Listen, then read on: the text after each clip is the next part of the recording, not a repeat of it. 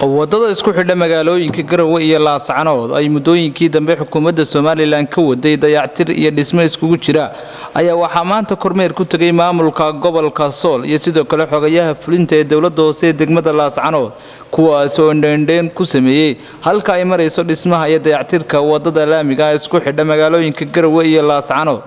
wadadan ayaa waxa dhibaato badan ku haysay gaadiidka u kala goosha gobolada bariga iyo sidoo kale kuwa galbeed. xukuumadda Soomaaliland ayaa dayactir wadadan iyo sidoo kale biyo xidheeno ku yaala dhanka sare ee laamiga waxay ka sameeyeen duleedka bari ee magaalada Tukaraq. Barasaabka gobolka Sool xogayaha fulinta dawladda hoose ee degmada Laascaanood gudoomiyaha shirkadda dhismaha ee Sixlaqaan Cali Xuseen Xaaji Maxamuud iyo sidoo kale injineerka wadooyinka ee wasaaradda jidadka iyo gaadiidka ayaa halkaasi ka hadlay iyagoo maamulka gobolka Sool laga warbixiyay halka ay marayso dhismaha wadadan iyo inta ay leeg tahay oo wadadan u dhaxaysa muxuu ahaayay Tukaraq shishadeeda ilaa Laascaanood shaqadii waxaanu bilownay 23 bishii lixaad Facebook koowaad ayaanu ku jiraa waxyaabo badan baanu qabanay hadda waxaan moodaa xogaa iyo xaalxaala iyo muxuu ahaayay buudooyin aanu jaraynay maahan intii kale inaanu intii badankeeda aanu qabanay waxa shaqada ku jirta meelo ka sareeya muxuu ahaayay toogii sababay biyahan inuu laamigu go'o oo aanu ku xidhnay gabiyano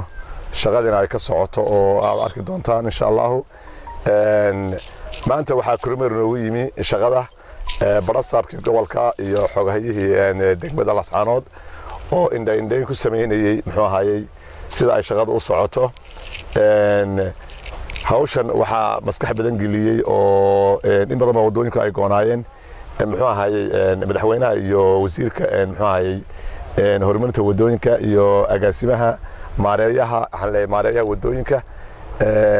markay arkeen dhibaatada inta leeg waxay ka fursan waayeen in si degdeg wax looga qabto muxuu ahaayay wadooyinkan aad iyo aad bay ugu mahadsan yihiin shaqaduna waxaanu ka sameeynaynaa ilaa 5 kiiloomitir intaas bay dhan tahay marka la isu geeyo oo meelo kala duwan oo kala go'aan oo nimcooyinkii ilaahay sanadkayna siiyay ay qaadeen daadadka ay qaadeen oo go'ay bay u badan tahay marka halkii buundo u baahnaydna looga maarmi waayna buundaan ugu talagalnay meeshii kale ee laamiga go'aynay iyadana daamurkii baan dib ugu shubaynaa oo aan ku soo celinaynaa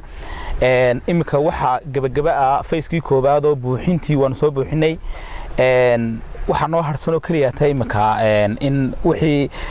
chaygii iyo daamurkii la dhigo meelaha go'ay buundooyinkiina iyagana la geliyo meelihii loogu talagalay oo go'inay dhawaan sidaad u jeedaan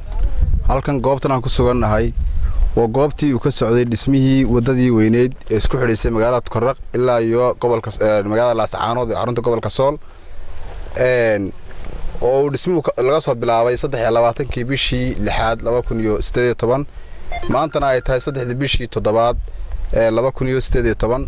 sidaad u jeedaan waxa gabagaba oo dhowdhow fayskii koobaad ee wadada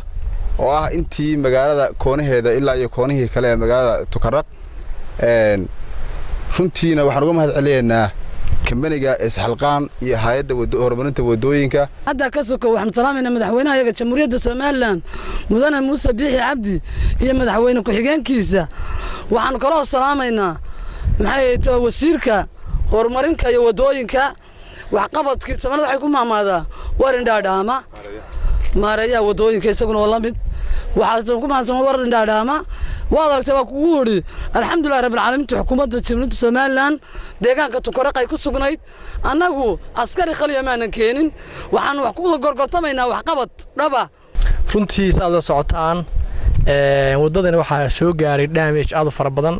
oo ayna keeneen biyaha ama roobkii daay raxmaadka ahaa waxay ka soo bilaabatay Tukaraq koonaheeda xagga bariga waxayna hadda maraysaa halkan aynu taagannahay oo ah deegaanka Girida agteeda waxayna sii socon doontaa ilaa iyo meesha leedahay mataqaana gambarashadeeda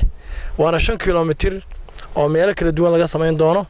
waxa ku jira in laamiga inta gooda ee biyuhu la dayactiro